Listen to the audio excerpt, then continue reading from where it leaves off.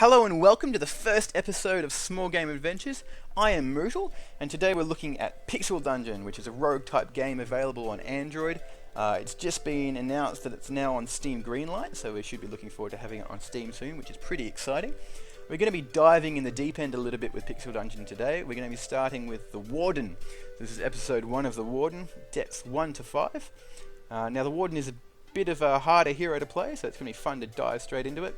The Warden is a subclass of the hero category Huntress. Now Huntress is unlocked on depth 15 by beating the DM 300 boss with any of the other 3 hero categories. Then to get this Tome of Mastery here that we're using, you need to beat Tengu on depth 10 with the Huntress to get that Tome of Mastery to unlock the Warden. Now the Warden has a couple of special abilities. The first one is that he will have a higher drop rate of dewdrops and seeds when you're walking over grass. And as we're about to see in a second, when you're walking over grass, you also get a bark skin debuff, which is gives you a little bit of extra armor that we can see here.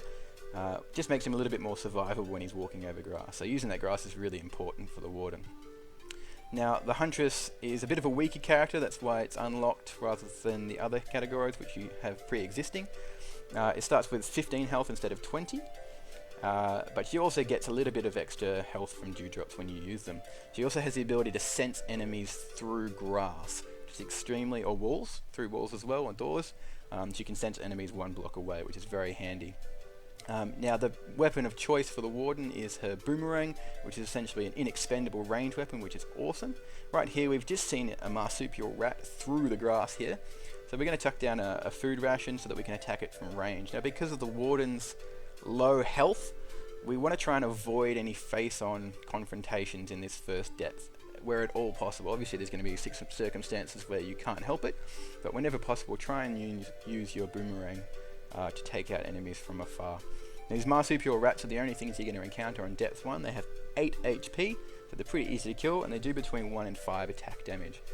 Which doesn't sound like much, but again we've only got 15 health, so if you get really unlucky and a rat hits you 3 times with a 5 damage, you're dead. Which is why we're going to try and avoid it all possible. Try and avoid these rats. Now, we're searching this level, this depth 1, in a circular route, going around in a circle and then filling out the middle as we go. Basically, there's no hidden doors or passages or anything like that in the first depth, so we can be pretty confident that we're going to get everything. And the idea of the first depth is basically we're going to try and find some scrolls, hopefully a strength potion, maybe an upgrade scroll, and we need to get to level 2. So the first rule of Pixel Dungeon is never go to a depth that your level is not equal to. So we're on depth 1 now, we're level 1, that's okay. Before we go to depth 2, we want to be level 2. There's 26 depths in the game, max level cap is 26 without potions of experience, so it's pretty easy maths to do there. Pretty handy. So we're going to identify a scroll here. Never use a scroll that you don't know what it is without having something else to identify. If you get a scroll of identify, then you don't really want to waste it by not having anything to identify. It's kind of a bit of a pain to do that. And I've just made a horrible mistake here by identifying a potion without standing on water. Whenever you're identifying a potion, always stand on water near a door. If it's fire, the water will put it out. If it's toxic or paralysis gas, you need to be near the door so you can run away from that. But it wasn't, it was a strength potion, so we're all pretty sweet. Now this is a drop room. We're level 2 now, we can, or we're almost level 2 now. We can drop down into this room. The only way to access this room on this depth is to drop down from the level above. So, you know, that's always a handy way to descend to the next depth if one of those rooms is available. Now you'll notice that there was a skeletal remains in this room. There's always going to be one, and I highly recommend, especially on the first few depths, standing on that skeleton when you click on it. The reason being that some skeletons will drop a wraith. Now a wraith is essentially impervious to physical attacks. It's got extremely high evasion. You can kill it by walking through a door and then attacking it as it walks through. That gives you a 100% hit rate, which is always extremely useful and you will use constantly in this game. Doors are definitely your friend.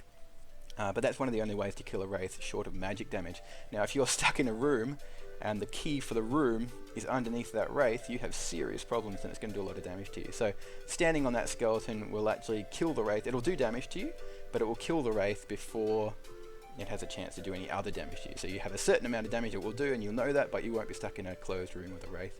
So it's definitely the safer way to go. Now we've just found an extremely helpful health well. on this depth.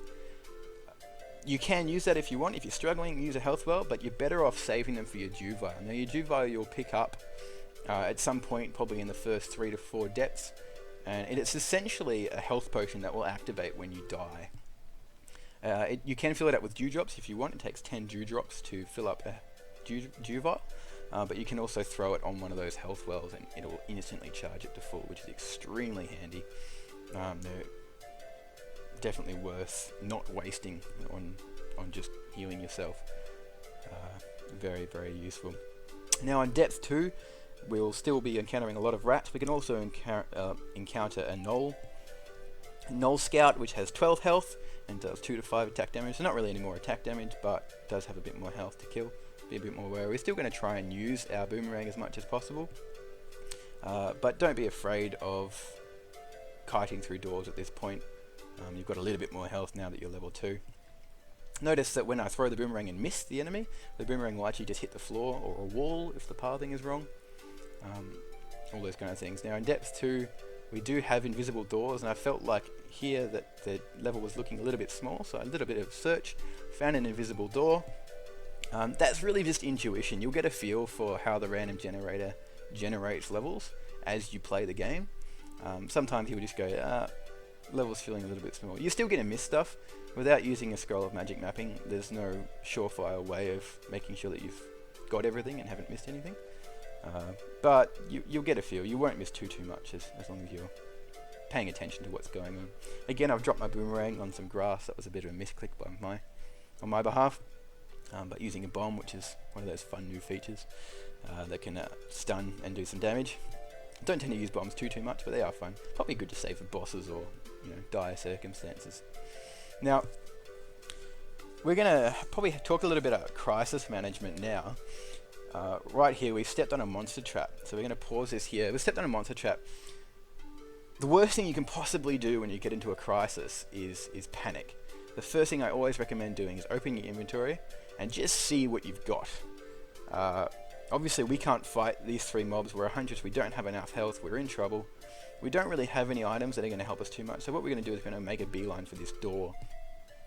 And then try and attack them as they come through the door. We could have gone straight up the depth, but then we'd still be coming down into a 3 enemies waiting there for us when we came down again. So we're going to go through this door. We're running extremely low on health. A couple of hits here, a couple of hits there. Going to kite through the next door. Now there's another Gnoll Scout in this room, so we're going to try and get rid of this one as fast as possible. At this point, we can't really kill a Gnoll Scout confidently with this much health, and we're starving as well. So we're going to go up the depth. We're going to run away. We're going to eat some food. We're going to heal up a bit. Don't be afraid of doing that. Don't be afraid of running away and just hiding. Try not to do it too much, because it will just extend the length of your games. If you think that you can get away with fighting, then try it. You may as well, especially this low in the game, this low depths. If you die, you die. You can start again. It's only been a few minutes that you've wasted on this. So at the moment, we're trying to heal up. There's a bunch of enemies around that we're fighting. We're kiting them through the doors, using our boomerang as much as possible. But we are healing up slowly and getting some extra experience, which is always handy. Now, you notice that we're picking up dewdrops, obviously, because we've got that health well on this depth that we can use the dew vial for. We were kind of hoping that was going to be a health potion that we could use just to speed up the process, but it was levitation. That's alright. Again, we're standing on the water here next to the doorway, so not too much problem identifying potions. If it was fire potion, we could just run away. We do have this scale armor that we're probably going to use in a minute, just because why not?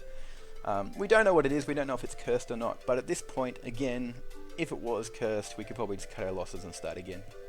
No problems there. We've gone through, we've got half health, we've got scale armor on. We're going to be able to kill that one Gnoll Scout pretty easily. Not too many dramas there. Now, from depth 3 onwards, we're going to be encountering crabs as well. Crabs have 15 health, and they do a 3 to a 6 attack damage. A little bit more attack damage, and they also they run fast, so you can't outrun them. They will catch up to you and just kind of hit you from behind as you run, so you really need to fight crabs. You notice I threw down an earth root there, just for safety's sake. We've got a crab and a marsupial rat. When we throw down an earth root, we get an earth root buff if we step on that plant. along with our bark skin buff from our Warden. So we actually have quite a lot of armor if we're using an earthroot seed. Notice how we also picked up a sungrass seed after stepping on that earthroot plant. It's not very common, but it is possible to pick up a seed from any vegetation patch at all, whether that's long grass or another plant. You can still drop a seed. Very handy sometimes. Now our sungrass seeds are extremely useful. They're essentially a health pot. You need to sit on them for a little while, but they'll give you a healing thing as long as you're not moving. As soon as you move, that'll wear off in a couple of turns. But sungrass seeds are the slow man's health pot, so definitely save those up. Try not to use them too much and see how you go. Now we've got our boomerang still level 1. We haven't got any decent weapon yet, which is kind of unfortunate. We kind of really need a decent weapon. We don't need a decent weapon to fight goo, but it's always helpful. Now we've made a little bit of a mistake here by not walking back through that door when we had 2 crabs attacking us. No dramas, we're wearing our scale mail, which is alright, but whenever you can walk into a corridor and have only 1 enemy attacking you at a time, that's definitely preferable to 2, obviously, because you can only attack 1 at a time. Now notice I can walk around in my scale mail even though I don't have the right strength. The strength up there is red. It's required strength of 14. You can walk around in it, but you will be slower. So if you're going to try and outrun a marsupial rat in that armor, it's going to catch up to you and hit you from behind. So not always recommended, but if you're feeling a bit scared, then go for it. Now we just found our dew vial, so we're going to run quickly up to the previous depth, so depth 2 again, just to throw it in that health well. As soon as you have a dew vial, if that dew vial is not full, that is your new #1 priority. You should always try and have a full dew bottle with you. Just gives you essentially an extra life. If something goes wrong accidentally, having that dew vial there is extremely helpful. So saving up dew drops whenever you don't need them is always handy. Remember where they are so you can go back down to that depth and pick them up if something goes wrong. Or even better, if you have these health wells, remember where those are, and you can just go and get a fully charged dew bottle whenever you need it. So very handy there. We've now got a +2 boomerang. We used a scroll of enchantment on it as well, so that's kind of fun. With weapon degradation, I don't highly recommend chucking any upgrades in something you're not going to use much. So this scale mail is very handy, but if we chuck too many upgrades in it, we're really just wasting them at this level. We can use our +1 scale mail pretty easily, and just adding more upgrade scrolls to it now is not much of a point. So when that gets to a lower degradation, add one so you don't lose that +1. But just adding them willy-nilly there's not much point. The reason we did it for our boomerang is because we actually need something that's going to do a little bit more damage for us. So again, we fall into a drop room. We're standing on top of the skeleton when we activate it so we don't get a wraith. Pick up our little item cache and keep on going through depth 4. Now, it's always a bit of a temptation. Like, we're already at level 5 here. We could go and fight Goo right now if we wanted to. He's on depth 5. Because we're level 5, that's our 1 level for each depth kind of thing. But you're better off exploring everything. The moment you don't explore an entire level is when you're probably missing your strength potions, you're probably missing your upgrade scrolls, you're probably missing your health wells, which is also extremely useful. You want to try and explore absolutely everything you can, whenever you can. The only times you should be rushing through levels is something like the demon levels. That's unfortunate. Now notice here, I just caught on fire, and again that crisis management, I was on fire for a little while, but the first thing I did was opened my inventory. When you're on fire, any scrolls not in a scroll holder, which you can't get yet, you have to buy that from a store, will have the potential of burning up for every turn that you're on fire. So the first thing I did is threw away my upgrade scrolls. They're extremely important to the game. You can't afford to lose them. So I threw away the scrolls that I didn't want to burn, and then I used a little frost seed to put the fire out. So again, that crisis, something's gone wrong, crisis management, stop, open your inventory, don't panic, see what you can do about the situation. The worst comes to worst in any crisis, you just realize that you're just as screwed as you thought you were, and you can just have fun with the rest of your life. But, maybe you've got a seed or a scroll or something in your inventory that's going to save you, which is always handy. We noticed that we've just had a look at the Spooky Ghost NPC, which is one of the minor quests within Pixel Dungeon. There tends to be one on every depth set. The Spooky Ghost will give you one of two missions. The first is to try and find and kill the fetid rat. The way to do that is basically just to kite it. If you try and fight it head on, it will probably paralyze you and kill you instantly. Never fun. So you just kite it through some doors and kill it pretty fast, that's alright. The second quest is to find the dried rose, I believe, which is what we're trying to do now. Dried rose will just be dropped by any mob on this depth, the depth that the spooky ghost is on. So just keep on killing mobs until you find that dried rose. The spooky ghost will give you the option of either a weapon or armor, so you can choose either weapon or armor. Obviously now we've got a scale mail. We'd really like a plate mail for later in the game, but scale at the moment is fine. So what we're going to ask the ghost for when we get this rose is a weapon. We really need something to lay out a bit more damage. The boomerang's good, but you don't want to use it at close range. So when you're kiting a bunch of enemies through doors, you want a decent weapon. So we've just got a sword, which is extremely useful there. We're going to use we've got a scroll of upgrade, whether we use that or not, just to make it so that we've got the right strength for using that sword. Again, you can use weapons that are above your strength ability, but you will attack slower than everything else. That's alright, and you'll have slightly less accuracy. If you're kiting through doors, that's always a definite possibility. If you've got something like a glaive or a warhammer with a couple of upgrades on it, if you want to kite monsters through doors, you'll get that 100% accuracy every time you hit through a door, and you can essentially insta-kill most mobs on depths 1 to 5, no problems. So that's always an option. Not always the best option. It can end in disaster, or it can just make your life a whole lot easier. So you can use weapons and armor that are above your strength level, but there are disadvantages to doing that. So we're level 5, we're on depth 4, we're pretty much ready. We've identified most of this depth already, so we're pretty happy that we're ready to go down to goo. We're just gonna probably go to this health well first. We're a little bit hungry, a little bit of health lost. No point in leaving this health well unused. I mean, you could leave it for your dew vial later on in the game, but I'm a little bit cocky. that's the rule. I wouldn't recommend using something like the health well just to heal yourself up a little bit. You're probably better off using this sun seed that we've got here at the moment. But just for this run through, I'm going to use it just before fighting you, because I'm not really going to be bothered coming back down to this depth anytime soon. That's a personal decision again. The more experience you get, the more of an understanding you'll get on how you're going to go with the bosses. With this scale mail, with this sword, with the boomerang, we're feeling pretty confident. We've got a honeypot that we can throw at Goo. Now, Goo is the first boss. You'll find him on depth 5. He's the only mob in this depth apart from the Rat King, which you might find it's a completely useless NPC. Goo here is essentially just a goo. He has two main abilities. The first one is the ability to poison you. Now the poison will keep hurting you for damage until you stand on water. The second one is he does a charge attack, so he'll charge up and hit you with a whole bunch of damage, which is never fun. It actually does do a lot of damage, can insta-kill you if you're really unlucky. Now I've just screwed up here. The best way that I like to kill Goo is to stand in the doorway, chuck an earth root seed behind me, attack Goo, and then retreat through the door.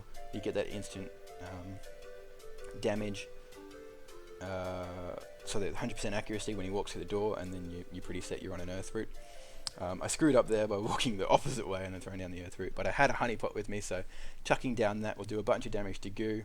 I don't get the 100% accuracy hit from the door, but that's okay because he already had no health left. So we'll do more tactics on Goo later on, I think, but that was a pretty easy fight. I hope you've enjoyed the first episode of SmallGame Adventures, depths 1 to 5 with the Warden. We're going to continue on with depth 6 to 10 next time, and we'll have a bit of a more play with the Warden and see how we go. So I hope you've enjoyed that, and I'll see you next time.